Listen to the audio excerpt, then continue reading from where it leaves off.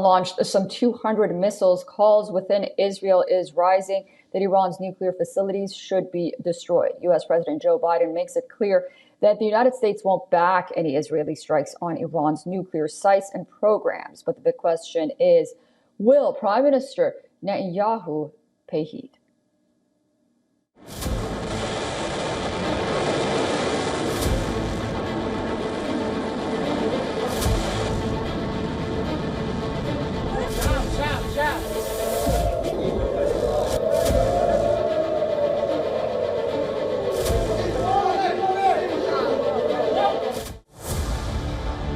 Israel is seething in the aftermath of Iran's missile barrage. It is weighing its options for retaliation. Israel claims the Iran-fired missiles were mostly shot down. But new satellite images confirm damage to Israeli Nevatim airbase that houses the advanced F-35s. Despite being Israel's most important ally and primary arms supplier, Washington's influence over Israeli military strategy seems limited. U.S. concerns over civilian casualties in Gaza have fallen on deaf ears in Tel Aviv. Israel has demonstrated its utter disregard for caution through its recent actions, including the alleged killings of Hamas and Hezbollah leaders, as well as Iranian generals. אני מבקש לשלוח תנחומים מעומק ליבי למשפחות גיבורינו שנפלו היום בלבנון. השם ייקום דמם, יהי זכרם ברוך. אנחנו בעיצומה של מלחמה קשה נגד ציר הרשע של איראן שמבקש להשמיד אותנו.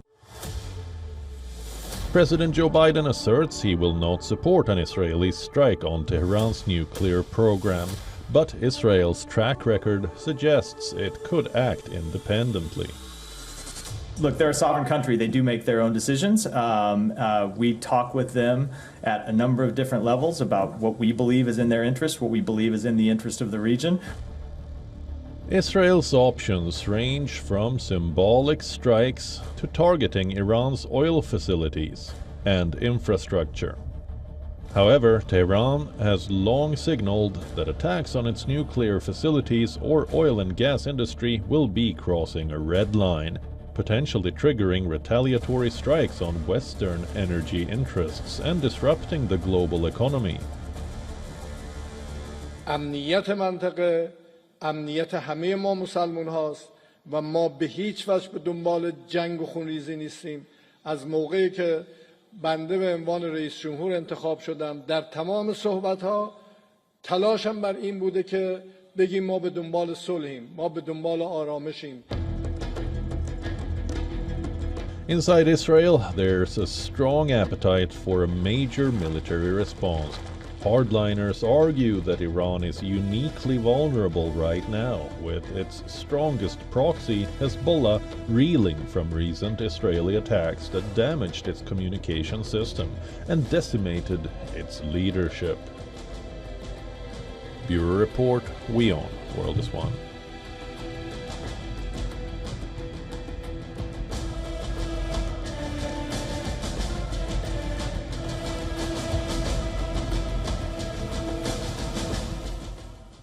For more on the story, we are being joined by Peter Kuznick, professor of history and director of the Nuclear Studies Institute at American University from Washington, D.C.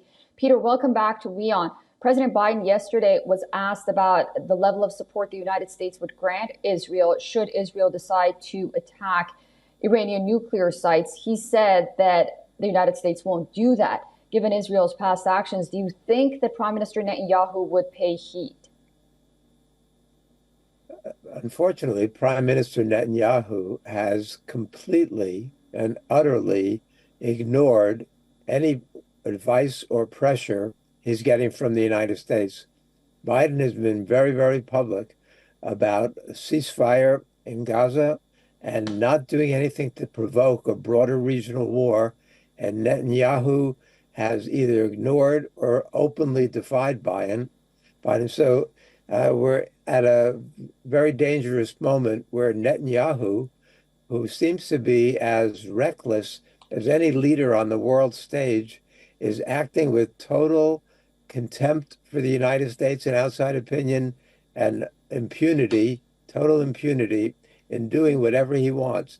And he sees this as a moment when Israel can act very, very aggressively and eliminate many of his rivals in the region. And he seems intent upon doing so, regardless of the consequences.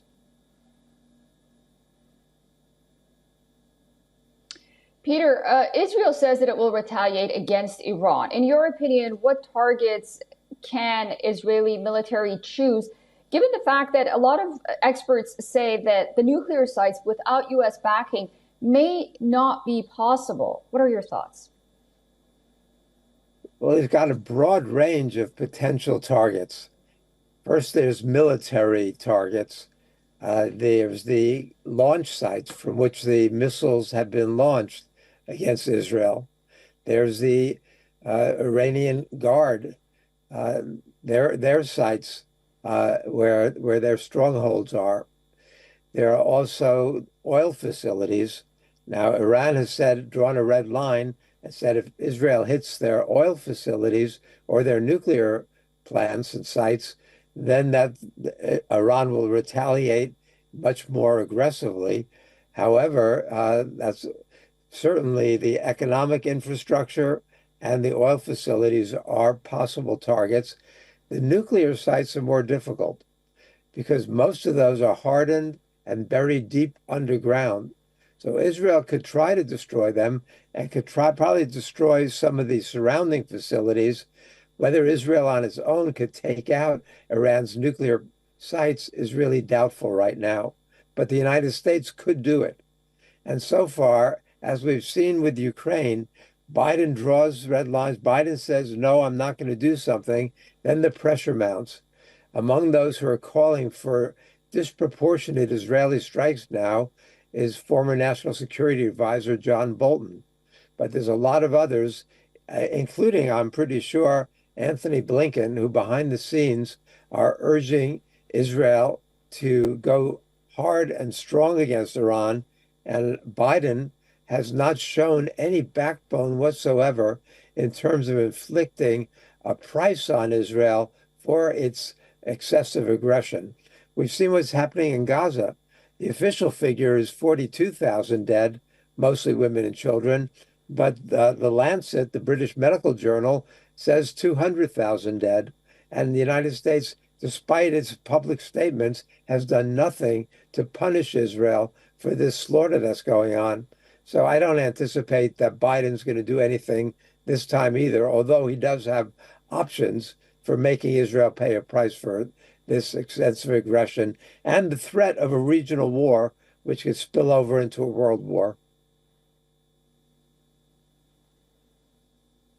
Peter, thank you so much for joining us on WION. I look forward to speaking to you again soon as we follow this story and the latest developments in the Middle East. Thank you. For all the latest news, download the WION app and subscribe to our YouTube channel.